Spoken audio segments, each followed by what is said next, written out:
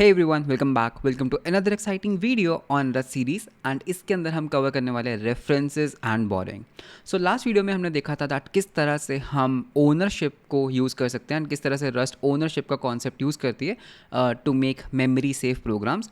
And इस particular video में हम समझेंगे रेफरेंसेस का concept which is very very important. So with that let's start with the video. You can see that यहाँ पर हमारे पास है references and borrowing and just for a recap purpose हमने लास्ट वीडियो के अंदर ये एक प्रोग्राम बनाया था and we discuss the problem कि ये जो पर्टिकुलर सिंटैक्स है दैट हमें ओनरशिप भी हमें वापस करनी पड़ती है which is very much tedious work. So मैं नहीं चाहता दैट मैं हर प्रोग्राम जो भी प्रोग्राम किसी पैरामीटर को लेता है वो उसकी ओनरशिप को ले एंड फिर उसको वापस से रिटर्न करे because this is very tedious work. So let's talk about references. The issue with the tuple code जो हमने अभी पहले लिखा है, ये जो टपल कोड है, ये टपल कहते हैं ना इसको। The issue with the tuple code that we have to return the string to calling to the calling function so that we can use the string after the call calculate length, because the string was moved into the calculate length. Instead we can provide a reference to the string value. तो यहाँ पे what they are saying is कि instead of moving the value हम उसका एक reference पास कर सकते हैं। A reference is like a pointer in that its address we can follow to access the data stored at the address. That data is owned by some other variable. Unlike a pointer, a reference is guaranteed to point to a valid value of a particular type for the life of that reference. Okay, तो इसको समझते हैं, अच्छे समझते हैं। Here is how you can define and use calculate length function that has reference to an object as a parameter instead of taking ownership. तो ये है वो refactored function जिसमें हम क्या कर सकते हैं, हम ओनरशिप के बजाय हम एक रेफरेंस ले सकते हैं। तो मैं आपको दिखाता हूँ कैसे। देखो धीरे धीरे इसको रिफैक्टर करते हैं। पहली चीज़, मुझे ना यहाँ पर ओनरशिप नहीं चाहिए, ठीक है। सो यहाँ पर अगर आप मेरे कोड को देखोगे, let me just slide this window है। पहली चीज़, मुझे यहाँ पर ओनरशिप नहीं चाहिए, तो मैं यहाँ पर क्या करूँगा, एक एंड ऑपरेटर का यूज़ करूँगा। एंड का मतलब होता है रेफरेंस, दैट्स इट। एंड लगाने से मुझे क्या मिल रहा है, उसका एक रेफरेंस मिल रहा है। अगर मैं एंड ऑपरेटर नहीं यूज़ करूँगा तो ये होगा एक ओन्ड टाइप, ठीक है, बिकॉज ये ओनरशिप लेता है। This is the reference, so and is for reference. Now what I can do is, इस रेफरेंस से मैं क्या निकाल सकता हूँ, एक लेंथ को निकाल सकता हूँ एंड मुझे एक टपल रिटर्न करने की जरूरत नहीं है। अब मैं सिंपल एक यू साइज को रिटर्न करूँगा and instead of returning this हम सिंपल रिजल्ट को रिटर्न कर देंगे। तो ये मेरा जो फंक्शन है ये तो हो गया सही से रिफैक्टर, जो ओनरशिप नहीं लेता, अब एक रेफरेंस लेता है और सिंपल एक नंबर रिटर्न करता है, वो है ये नंबर। अब हम क्या कर सकते हैं, अब यहाँ पर जहाँ पे हम इस फंक्शन को कॉल कर रहे हैं, नाउ आई नो दैट ये एक स्केलर वैल्यू रिटर्न करेगा, दैट इज़ लेंथ। सो इसको हम बोलेंगे लेंथ। तो ये हमारी लेंथ आ चुकी है, लेकिन यहाँ पर अभी भी हमारे कोड में एक प्रॉब्लम है दैट एक्सपेक्टेड एंड स्ट्रिंग, यानी कि एक रेफरेंस एक्सपेक्ट कर रहा है लेकिन तुम एक स्ट्रिंग दे रहे हो। तो यहाँ पर भी हमें एक रेफरेंस को पास करना है। तो देखो अब यहाँ पर क्या हुआ, यहाँ पर हमने एक स्ट्रिंग बनाया, ठीक है। ये क्या है, एक ओन्ड टाइप। ओनर कौन है, एस, यानी कि मेन इसका ओनर है। हमने एक फंक्शन कॉल किया कैलकुलेट लेंथ, जिसके अंदर हमने इसका एक रेफरेंस पास किया। ये रेफरेंस यहाँ आया। इस रेफरेंस को, this is a read only reference, इस रेफरेंस को हमने यूज़ किया एंड हमने उसका लेंथ जो भी हमने उसका जो भी हमने कंप्यूट किया, हमने उसका लेंथ को कंप्यूट किया, हमने उसको रिटर्न किया। तो ये बिकॉज ये एक यू साइज है, ये तो कॉपी हो जाएगा, राइट। जो यू साइज होते हैं, इंटीजर्स होते हैं, वो स्टैक पे होते हैं, वो कॉपी ट्रेड को इंप्लीमेंट करते हैं। तो ये कॉपी हो जाएगा, तो लेंथ में तो कॉपीड वैल्यू आएगी, राइट। एंड इसका जो ओनरशिप है वो मूव नहीं होगी। I am still the owner, main still इसका ओनर है एंड हम यहाँ पे दोनों वेरिएबल्स को सही से एक्सेस कर सकते हैं। And I know that this is more cleaner, right, because this is more cleaner and this is how like the code should look like. तो यहाँ पर यही एग्जैक्ट वो कोड है। तो एक बार आप वीडियो को पॉज करो एंड जो इन्होंने कोड दिया आप उसको भी रीड कर सकते हो, you will understand. So first notice that all the tuple in the code variable declarations and function return is gone, ठीक है। Second note that we pass and S1, ठीक है। अब हम S1 का एक रेफरेंस पास कर रहे हैं and definition we take and string rather than a string. This ampersand जो एंड ऑपरेटर है, ampersand represents references and they allow you to refer to some value without taking the ownership. तो कुछ इस तरीके से काम हो रहा है, ठीक है। मैं काम करता हूँ, इनके कोड के अकॉर्डिंग ना हमारा कोड रिफैक्टर कर लेते हैं। तो इन्होंने जो वेरिएबल्स लिए हैं, तो एक काम करते हैं, इनका ही कोड हम पेस्ट कर लेते हैं। सो व्हाट इज हैपनिंग है, एक बार आप इस कोड को रीड कर सकते हो। सेम कोड है, सिर्फ वेरिएबल्स का नाम चेंज किया, ठीक है। S1 हमारा ओरिजिनल स्ट्रिंग है जो ओन करता है, जो उस हीप वैल्यू को ओन करता है। तो S1 के अंदर क्या क्या प्रॉपर्टीज़ हैं, एक पॉइंटर है जो इस हीप मेमोरी को पॉइंट कर रहा है, एक लेंथ है और एक कैपेसिटी है। जो हमने एस वेरिएबल बनाया, ये वाला जो हम पैरामीटर पास करते हैं, ये एक रेफरेंस है, जस्ट अ पॉइंटर जो कहाँ पर पॉइंट कर रहा है, इसके पॉइंटर पे, जो इसके पॉइंटर पे रेफरेंस कर रहा है। तो मतलब जब हम यहाँ पे एस को एक्सेस करते हैं, एस को एक्सेस करने का मतलब है ये पॉइंटर इसको फॉलो करेगा और ये पॉइंटर इसको फॉलो करेगा। So this S is a reference to this particular pointer and this is the owner of this particular data. Okay, so ये चीज़ है। एंड आपको पता है दैट एंड ऑपरेटर किस चीज़ का ऑपरेटर होता है, एम्परसेंड किस चीज़ का होता है, रेफरेंसेस का। अब रेफरेंस का जो उल्टा होता है that is D reference, referencing, D referencing. और डी रेफरेंसिंग के लिए हम एस्टेरिक ऑपरेटर का यूज़ करते हैं, तो वो आगे आएगा। सो अगर आपको किसी चीज़ को रेफरेंस करना है तो एंड डी रेफरेंस करना है तो एस्टेरिक। ओके, सो यहाँ पर अब क्या हो रहा है, ये कोड को बेसिकली एक्सप्लेन कर रहे हैं। The end S1 syntax lets us create a reference that refers to the value S1 but does not own it. Okay, but does not own it. Because it does not own it, the value it points to will not be dropped when the reference is stop. तो अगर ये S, because ये S इस scope में बना है, जब ये एस इस स्कोप से बाहर जाएगा तो ये वैल्यू को ड्रॉप नहीं कर सकता, बिकॉज ये इसको ओन ही नहीं करता। ओनर तो मेन है ना, तो ये S1 कब ड्रॉप होगा, जब इसका स्कोप बाहर जाएगा, right, not this calculate length का। So this is one thing. Okay, the scope in which the S variable is valid is the same as any function parameter scope, but the value pointed to by the reference is not dropped when s stops being used, because s doesn't have the ownership. Because ownership का rule क्या कहता है कि यार मैं किसी value को तभी क्लियर करूंगा जब उसका ओनर आउट ऑफ स्कोप जाएगा। क्या हमारा ओनर यहाँ पर आउट ऑफ स्कोप जा रहा है? नहीं, सिर्फ एक रेफरेंस आउट ऑफ स्कोप जा रहा है, that is thing. When functions have references as parameter instead of the actual values, we won't need to return the values in order to give back the ownership, because हमारे पास कभी उसकी ownership थी ही नहीं। Pretty self explanatory, एक ही चीज़ को बहुत बार लिखा हुआ है, तो अगर आप इसको पढ़ोगे बहुत सिंपल चीज़ है। We call the action of creating a reference as borrowing. तो इसको ना बोरोइंग कहते हैं। ओके, रस्ट की लैंग्वेज में इस चीज़ को कहते हैं कि भाई मुझे बोरो करना है। देखो, इस चीज़ को कहते हैं कि भाई मुझे ओनरशिप चाहिए, और इस चीज़ को कहते हैं, मतलब मूव कहते हैं, इस चीज़ को बोला जाता है मूव, है ना, ये वैल्यू मूव हो गई, इसका ओनर मूव हो गया, एंड इस चीज़ को बोला जाता है बोरो करना, तो ये बोरो है। Okay, so this is known as borrowing. As in real life, if a person owns something, you can borrow it from them. When you are done, you have to give it back. You don't own it. तो यहाँ पर एक बहुत classical एक example मैं आपको बाद में दूंगा, अभी नहीं दूंगा, ठीक है। सो what happens if we try to modify something that you are borrowing? तो अब एक काम करते हैं, आपको पता है ये जो स्ट्रिंग्स होते हैं, है ना, ये क्या होते हैं, ग्रोएबल होते हैं, बिकॉज ये हीप के ऊपर है, करेक्ट।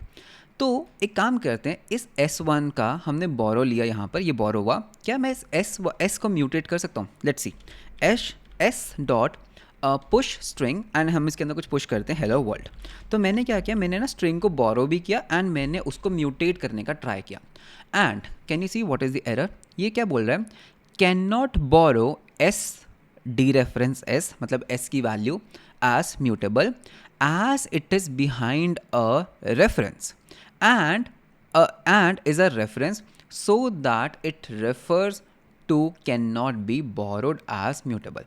काफ़ी बड़ा एरर है, बट बेसिकली ये क्या कह रहा है कि भाई देखो, तुम ना इस S को म्यूटेट नहीं कर सकते बिकॉज तुमने इसको बोरो कर रखा है। अब अगर आप इस पर्टिकुलर पॉइंट पे आए हो, आप सोच रहे हो कि पीयूष S1 को ना म्यूटेबल बना दो, है ना, हम इसको म्यूटेट तो यहाँ पे भी नहीं कर सकते। अगर तुम यहाँ पर भी ट्राई करोगे इसको म्यूटेट करने का, तो लेट्स से मैं इसको यहाँ पर म्यूटेट कर देता हूँ, S1 dot push string, and इसको हम बोल देते हैं inside main. Okay, inside main. तो मैं इसको म्यूटेट तो यहाँ पे भी नहीं कर सकता बिकॉज S1 म्यूटेबल है ही नहीं। तो एक काम करते हैं, इसको आप म्यूटेबल बना दो। जैसे मैंने इसको म्यूटेबल बनाया, ये एरर चला गया, right, this error has gone, but still मैं इसको यहाँ पर म्यूटेट नहीं कर पा रहा, right. Do you know why? I tell you. यहाँ पर अगर आप देखोगे कि ये S है एंड इस S को ये कुछ चेंज करने का ट्राई करें, they can not change even if in my case this is mutable. उसका रीज़न क्या है, इस चीज़ को बहुत अच्छे से समझना। लेट्स से आपके पास एक कार है, यू ओन अ कार, एक व्हीकल आप ओन करते हो। क्या आप उस व्हीकल को मॉडिफाई कर सकते हो? Of course you can modify, because आप उसकी ओनर हो, आप कुछ भी करो, है ना। उस व्हीकल में आप टायर अलग डलवाओ, आप उसका कलर चेंज कर दो, जो मर्जी करो। अब आपका फ्रेंड आपको कहता है दैट मुझे एक दिन के लिए तुम्हारी गाड़ी चाहिए, मुझे एक दिन के लिए तुम्हारी कार बोरो करनी है। Now when your friend takes your car, he borrows your car for a day, क्या वो आपकी कार को म्यूटेट कर सकता है? Can he mutate your car? क्या वो आपकी कार का कलर चेंज कर सकता है? आई मीन बेस्ट फ्रेंड होगा तो वो कर सकता है, बट नॉर्मल फ्रेंड होगा तो वो नहीं कर सकता, right, because he don't have the permission to do that. आप ओनर हो, आप जो मर्जी कर सकते हो, लेकिन आपका फ्रेंड जिसने आपसे सिर्फ गाड़ी यूज़ करने के लिए मांगी है, तो भाई तू सिर्फ यूज़ करना, उसको म्यूटेट क्यों कर रहा है? Similar thing is happening here कि भाई मेरे पास तो उसका ओनरशिप है, तो मैं तो म्यूटेबल हूँ, मेरे पास तो है म्यूटेबल, लेकिन तू क्यों चेंज कर रहा है? तू सिर्फ उसको रीड कर, just read it and just process it, just read it, use, सिर्फ उसको यूज़ करो, लेकिन उसको म्यूटेट मत करो. This is what is happening here. Okay, so just as variables are immutable by default, उनके रेफरेंसेज भी इम्यूटेबल होते हैं. तो कोई भी अगर आप रेफरेंस बनाते हो वो बाय डिफ़ॉल्ट इम्यूटेबल होगा, चाहे आपका स्ट्रिंग म्यूटेबल है या नहीं है. References are always by default immutable. मैं बाय डिफ़ॉल्ट वर्ड यूज़ कर रहा हूँ, बाय डिफ़ॉल्ट, ठीक है. That means we are not allowed to modify something. तो आप क्या कर सकते हो, हमारे पास म्यूटेबल रेफरेंसेज भी होते हैं. Now you will be like Piyush, मैं अपने फ्रेंड को कभी भी म्यूटेट क्यों करने दूंगा? देखो, हो सकता है जो आपकी गाड़ी है, जो आप ओन करते हो, आप किसी मैकेनिक को अपनी कार देना चाहते हो. अब आपका मैकेनिक के पास परमिशन है उसको म्यूटेट करने की, because he has to do something with your car, right? But it doesn't mean कि आप उसको ओनरशिप दे दो. ऐसा नहीं है ना कि आप गाड़ी उसके नाम कर दो कि भाई ठीक है, take the ownership and then you mutate it. नहीं, आप उसको एक म्यूटेबल रेफरेंस दे रहे हो, मतलब कि आप कह रहे हो कि बोरो कर, but you have the permission, you have my consent to mutate it. Similarly यहाँ पर हमारे केस में हम क्या कर सकते हैं, हमारे पास एक म्यूटेबल स्ट्रिंग है, लेट्स से अभी के लिए ये म्यूटेबल नहीं है, ठीक है, हम भी इसको म्यूटेट नहीं कर रहे हैं. बट हम क्या कर सकते हैं, ये जो फंक्शन है ना कैलकुलेट लेंथ, ये बोलेगा दैट मुझे ना एक म्यूटेबल रेफरेंस चाहिए. ये मैकेनिक है ना, मैकेनिक को हमेशा म्यूटेबल रेफरेंस चाहिए कार का, तो ये बोलेगा भाई मेरे को तो म्यूटेबल रेफरेंस चाहिए. तो हमारा ये एरर चला जाता है, कैन यू सी दैट, अब हम पुश कर पा रहे हैं स्ट्रिंग पे because it's a mutable reference. लेकिन अब एरर क्या आ रहा है कि भाई ये जो कैलकुलेट लेंथ फंक्शन है ना, इसको म्यूटेबल रेफरेंस चाहिए, बट तुम तो इसको एक इम्यूटेबल रेफरेंस दे रहे हो, तो भाई इसको एक म्यूटेबल रेफरेंस चाहिए. तो ये लो यार, तुम म्यूटेबल रेफरेंस ले लो, you have the permission to get the mutable reference. But भाई आप एक म्यूटेबल रेफरेंस पास कर रहे हो एक इम्यूटेबल वेरिएबल का, तो इसको भी तो म्यूटेबल बनाओ ना, तभी होगा. And errors are gone, you can see that errors are gone. तो अब अगर मैं इस प्रोग्राम को रन करता हूँ, यू कैन सी दैट हमारे पास हेलो के साथ हेलो वर्ड अपेंड हो गया. सो इसने अपेंड कर दिया, एंड मैं यहाँ पर भी म्यूटेट कर सकता हूँ, है ना, मैं यहाँ पर भी म्यूटेट कर सकता हूँ. सो I can say S1 dot push STR, and यहाँ पर हम कुछ ABC हम कुछ भी पुश कर लेते हैं. So you can see that yes it's working. So यहाँ पर क्या हो रहा है, पहले तो S1 को म्यूटेबल बनाओ, बिकॉज अगर आपकी गाड़ी म्यूटेबल ही नहीं है तो आप क्या, कोई भी उसको म्यूटेट नहीं कर सकता. तो पहले तो ओनर को म्यूटेबल बनाओ, जो मतलब जहाँ पर वो ओरिजिनली जो उसका ओनर है, आप उसको म्यूटेट करो. Okay, and then calculate length को उसका एक म्यूटेबल रेफरेंस चाहिए, तो भाई दे दो एक म्यूटेबल रेफरेंस. भाई मेरे को एक म्यूटेबल रेफरेंस चाहिए, ये ले पकड़ एक म्यूटेबल रेफरेंस, अब ये इसको म्यूटेट कर सकता है. So this is what is happening here. So you can say that we can fix the code to allow us to modify the borrowed value just with the following tweaks. तो बस इन्होंने क्या किया, change के अंदर, ठीक है, change के अंदर म्यूटेबल रेफरेंस पास कर दिया इस म्यूटेबल चीज़ का. So this is a mutable reference now, by default immutable, लेकिन आप उसको म्यूटेबल बना सकते हो. Nice. First we change the S to be mutable. Then we create a mutable reference with and mut. Okay, mutable word लगा दिया, where we call the change function and update the function signature to accept a mutable reference. Like this makes very clear that change function will mutate. अब देखो कितना obvious हो रहा है यहाँ पे, अगर तुम एक चीज़ को देखो यहाँ पे चीज़ें कितनी obvious हो रही है. अगर कोई भी और प्रोग्रामर इस कोड को रीड करेगा तो उसको पता लग रहा है कि यार ये म्यूटेबल है और ये एक म्यूटेबल रेफरेंस ले रहा है, मतलब आप एक्सपेक्ट कर रहे हो कि यार ये फंक्शन ना इसको कुछ तो करेगा, इसको चेंज करेगा. बहुत क्लियर है चीज़ें. यू नो जावास्क्रिप्ट में एक प्रॉब्लम क्या है, लेट्स से अगर मेरे पास एक फंक्शन है, मैं जावास्क्रिप्ट की बात करता हूँ, कुछ भी एक फंक्शन है चेंज, एंड इसके अंदर आप कुछ तो ऑब्जेक्ट या कुछ भी एक एरे पास कर रहे हो, ठीक है, क्या एरे पास कर रहे हो, ये क्या करता है एरे के अंदर ना पुश कर देता है नाइस, लेट्स से. अब देखो यहाँ पर क्या होगा, अगर आप यहाँ पर एक एरे बनाते हो, ठीक है, बाहर एक एरे बनाते हो x which is an array 1, 2, 3, and आप इस चेंज फंक्शन को कॉल करके x को पास करते हो, एंड अगर आप x को देखोगे तो you can see that nice append हो गया. तो यहाँ पर ना क्या हुआ, चीज़ें इतनी क्लियर नहीं है, मुझे नहीं पता ये चेंज फंक्शन सिर्फ इसको रीड करेगा या चेंज फंक्शन इसको सच में चेंज करेगा, या फिर ये इसकी एक नई कॉपी बना के उसको चेंज करेगा, आई डोंट नो, है ना. तो ये एक रेफरेंस पास हुआ है, यहाँ पे चीज़ें इतनी ना ऑब्वियस नहीं है. But if you go back to the Rust, चीज़ें बड़ी ऑब्वियस है यहाँ पे कि हाँ भाई म्यूटेबल रेफरेंस है तो ये चेंज कर सकता है. लेकिन अगर आप इसमें ऐसे पास कर रहे हो, लेट्स से ये फंक्शन आपका म्यूटेबल रेफरेंस ही नहीं ले रहा, और बिकॉज एक कैलकुलेट लेंथ को कभी म्यूटेबल रेफरेंस लेना भी नहीं चाहिए, तो यू कैन क्लियरली सी कि येस कि even if I have a mutable string, मुझे I am damn sure that ये कैलकुलेट लेंथ कभी मेरा इस वेरिएबल को चेंज कर ही नहीं सकता, म्यूटेट कर ही नहीं सकता. Things are pretty obvious here. Mutable references have one big restrictions. This is very important. if you have a mutable reference to a value, you can have no other references to that value. This code that attempts to create two mutable references will fail. अगर किसी के पास already उसका एक mutable reference है तो आप दोबारा से एक उसका म्यूटेबल रेफरेंस नहीं बना सकते, ठीक है।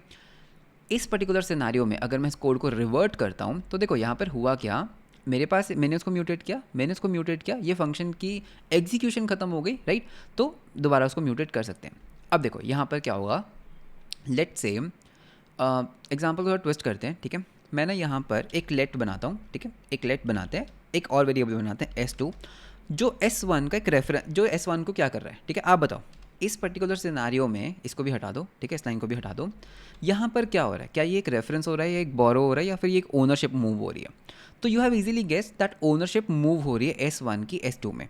तो दैट मीन्स अगर मैं यहाँ पर आकर प्रिंटलन करने का ट्राई करूँगा S1 को, वो वैलिड नहीं होना चाहिए, बिकॉज S1 यहाँ पर मूव कर गया। तो आपने क्या कहा, यार मूव मत कर, इसका एक रेफरेंस ले तू बस, तो ना बस इसका एक रेफरेंस ले, तो अब S1 यहाँ पे वैलिड है। सिमिलरली मैं एक और रेफरेंस बना लेता हूँ, रेफरेंसेस तो कितने भी हो सकते हैं ना, S3, तो वापस एक रेफरेंस बना लिया। चलो S1 का एक और रेफरेंस बना लेते हैं, ठीक है, एक और रेफरेंस बनाऊँ, एक S4 रेफरेंस बना लेते हैं। So you can see that मेरे पास ना मल्टीपल रेफरेंसेज हैं। अब यहाँ पर एक छोटा सा चेंज करते हैं, let's make this as mutable, ठीक है, इसको मैंने म्यूटेबल बना दिया। S2 के पास ना इस पर्टिकुलर पॉइंट ऑफ टाइम पे एक म्यूटेबल रेफरेंस है और S2 क्या करेगा, कुछ पुश करेगा, ठीक है, एक स्ट्रिंग में पुश कर देता है वो। अब देखो यहाँ पर ना एक प्रॉब्लम होगी, देखो मैंने जैसे ही S2 को म्यूटेबल बनाया और मैंने इस लाइन पे म्यूटेट किया, ये दोनों लाइंस क्रैश करनी शुरू कर गई। क्यों, इस चीज़ को ध्यान से समझो। ओरिजिनली हमारा स्ट्रिंग क्या था, ओरिजिनली हमारा स्ट्रिंग था हेलो, है ना, ठीक है, हेलो था, विच इज़ फाइन। आपने एक रेफरेंस लिया S2 का, एक म्यूटेबल रेफरेंस बना लिया, फाइन। आपने एक S3 में भी उसकी वैल्यू को रेफरेंस किया, S4 में भी रेफरेंस किया। अब लेट से आपका कोई प्रोग्राम, आपका बैकग्राउंड में कोई प्रोग्राम इस रेफरेंस को होल्ड करके बैठा है और वो ना इसकी लेंथ कैलकुलेट कर रहा है। ये S3 भी कैलकुलेट कर रहा है बैकग्राउंड में, S3 भी और S4 भी। अब प्रॉब्लम क्या हुआ कि उनके पास एक रेफरेंस तो था सेम चीज़ का, लेकिन इसने आके बीच में वैल्यू चेंज कर दी, इसने आके बाद में वैल्यू चेंज कर दी। तो यार अगर आप ध्यान से सोचो, यार ये तो एक गलत बात नहीं हो गई, ये तो कितनी गलत बात हुई कि भाई इन दोनों के पास एक रेफरेंस था और बाद में किसी ने वैल्यू चेंज कर दी। तो S4 की वैल्यू क्या होगी, S4 की वैल्यू तो ऑटोमेटिकली गलत नहीं हो जाएगी। अगर S4 इसकी लेंथ कैलकुलेट करके बैठा है तो यार वो तो एक गलत बात हो जाएगी। तो अगर आपके पास एक म्यूटेबल रेफरेंस है ना, तो आपके पास उसी टाइम पे और इम्यूटेबल रेफरेंसेस या फिर एक और म्यूटेबल रेफरेंस हो ही नहीं सकता। ओके, तो अगर आप यहाँ पे एक म्यूटेबल रेफरेंस भी बनाओगे और अगर आप इसको म्यूटेट ना भी करो, ठीक है, आपके पास दो म्यूटेबल है लेकिन आप उसको यूज़ नहीं कर रहे, लेकिन अगर आप उसको यूज़ करने का ट्राई करोगे you will get the error. So push string करें, सो पुश स्ट्रिंग ABC, तो you will get the same error. You can see that नहीं कर सकते बोरो। S2 को भी म्यूटेट करके देख लो, है ना, इसको इस लाइन को कॉपी करो, S2 को भी म्यूटेट करके देख लो, तो you will start getting the error. तो इसका क्या मतलब है, mutable references have one big restrictions, if you have a mutable reference to a value you can have no other reference to that value. This code that attempts to create two mutable references will fail. तो अगर आप दो mutable references बनाते हो तो वो fail कर जाएगा, ठीक है, बिकॉज ये एक तरह की सिक्योरिटी है, दैट इज़ द थिंग। तो मतलब कि अगर इस पर्टिकुलर कोड में अगर मतलब let's say if I just remove everything, just make it very simpler, correct. So अगर हम इसी कोड की एग्जांपल ले लेते हैं, राइट, जो उन्होंने लिखा, एंड मैं इसको बस यहाँ पे पेस्ट करता हूँ, तो you can see that we are getting an error. क्यों, बिकॉज आप यहाँ पे R1 को यूज़ कर रहे हो एंड R2 के अंदर भी एक म्यूटेबल रेफरेंस है, दिस इज़ नॉट अलाउड, ठीक है। आप मल्टीपल म्यूटेबल रेफरेंसेज नहीं ले सकते, आप मल्टीपल सिंपल रेफरेंसेस ले सकते हो, इम्यूटेबल रेफरेंसेस आप जितने मर्जी ले सकते हो, बट अगर आपके पास एक म्यूटेबल रेफरेंस है उसका, तो आप बाकी के इम्यूटेबल रेफरेंसेस भी नहीं ले सकते। प्रॉब्लम हमने देख लिया, बिकॉज वो फिर अंडरलाइन मैजिकल चीज़ें करेगा which we don't want, correct. So this is what it is saying. This error says that the code is invalid because we cannot borrow S as mutable more than once at a time. ठीक है, the first mutable borrows R1 and it must last until it is used println, ठीक है। But between the creation of the mutable reference and its usage, we try to create another mutable reference R2 that borrows the same data as R1. So this is what is happening here कि भाई देखो, अगर मतलब आप समझ गए ना कि मैं कहना क्या चाहता हूँ कि लेट्स से अगर यहाँ पे सिंपल R2 एक सिंपल रेफरेंस भी होता, ठीक है, अगर ये एक सिंपल रेफरेंस भी है, टाइप एनोटेशन को हटा दो, ठीक है, so that it can infer the time automatically, you can see that R2 का ये रेफरेंस नहीं ले सकता, बिकॉज R1 ना यहाँ पर यूज़ हो रहा है ना, हो सकता है यार इस कोड के अंदर अंदर, इस कोड के अंदर अंदर R1 चेंज हो जाए, R1 उसको म्यूटेट कर दे, तो R2 का रेफरेंस ना काइंड ऑफ गलत हो जाएगा, R2 का रेफरेंस काइंड ऑफ गलत हो जाएगा ना, that is the reason that you can not do it. ठीक है, so for example let's say अगर आपने यहाँ पे लिखा फंक्शन कैलकुलेट लेंथ एंड आपने यहाँ पर एक स्ट्रिंग का वो ले लिया, रेफरेंस ले लिया, so S as and string, and ये क्या रिटर्न करता है, this returns usize, and ये रिटर्न करता है S dot len, right. So now if you say that R2 की वैल्यू हम कर देते हैं इसके अंदर wrap and S and pass कर देते हैं एक S, so now you can see that यहाँ पर ये पर्टिकुलर कोड नहीं चलने वाला। क्यों, पता है क्यों?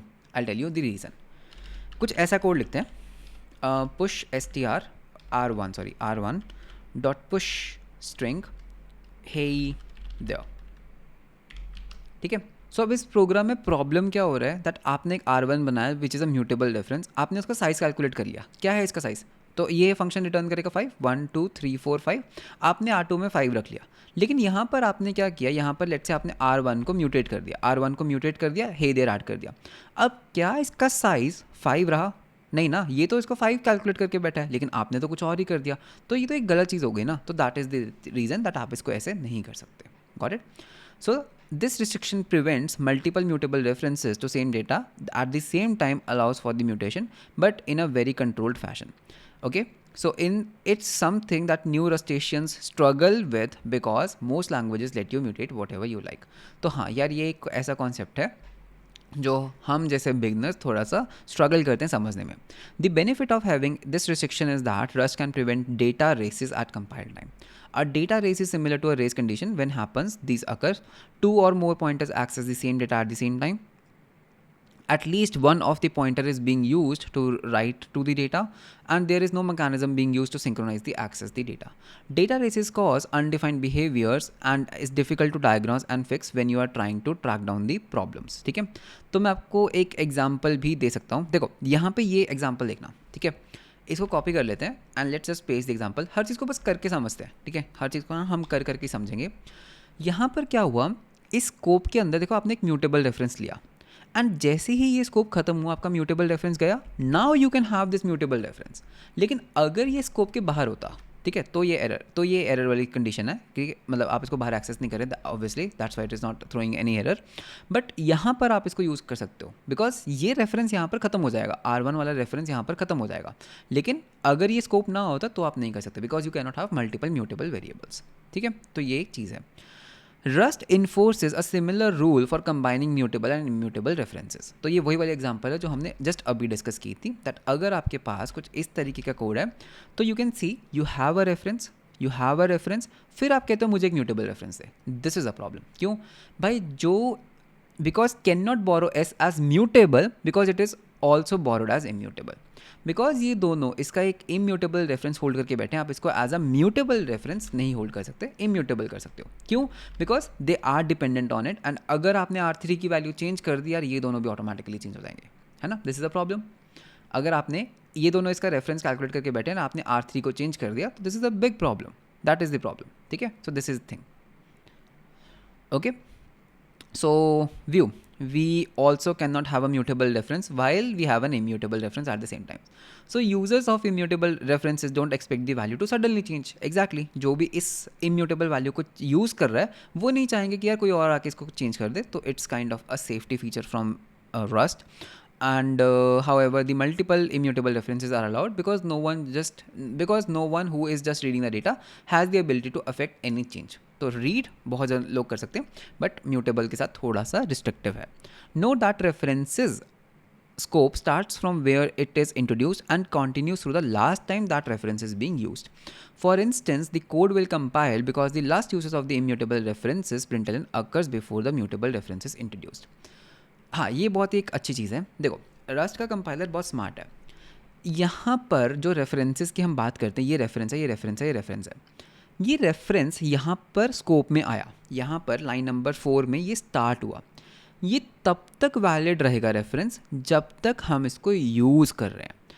R1 को हम लास्ट टाइम यूज़ कब कर रहे हैं? क्या मैं कह सकता हूँ लाइन नंबर 8 पे यूज़ कर रहे हैं। फॉर एग्जांपल अगर मेरे पास यहाँ पर भी एक प्रिंटलन है एंड मैं यहाँ पे बोलता हूँ एंड, तो अभी भी can I say that line number 8 is the point जहाँ पर हम R1 को लास्ट टाइम यूज़ कर रहे हैं, मतलब कि R1 का स्कोप यहाँ पर शुरू होता है और यहाँ पर ख़त्म हो जाता है, ठीक है।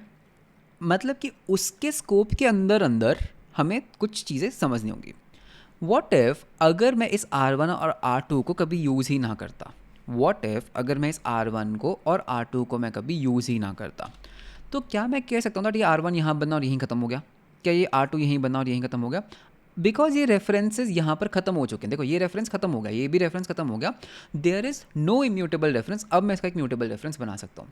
या फिर अगर मैं यहाँ पर एक प्रिंटलन लगा दूँ, ठीक है, तो यहाँ पर हम एक ऐसा प्रिंटलन लगा लेते हैं जहाँ पे मैंने R1 को भी यूज़ कर लिया, R2 को भी यूज़ कर लिया। This is not a problem because R1 का स्कोप यहाँ शुरू हुआ, यहाँ ख़त्म, R2 का स्कोप यहाँ शुरू हुआ, यहाँ ख़त्म। तो यहाँ तक ना सारे रेफरेंसेस ख़त्म हो जाएंगे and I can have a mutable reference. लेकिन अगर मैं प्रिंट स्टेटमेंट को इसके नीचे डालता हूँ तो then it's a problem. So एक पर्टिकुलर स्कोप में you can not mix these things. Got it? Okay, so note that references का जो स्कोप है starts where they are introduce and continues through the last time the references used. I know थोड़ा सा tedious है समझना, थोड़ा सा confusing है समझना, बट जैसे जैसे प्रैक्टिस करेंगे आ जाएगा समझ, ठीक है।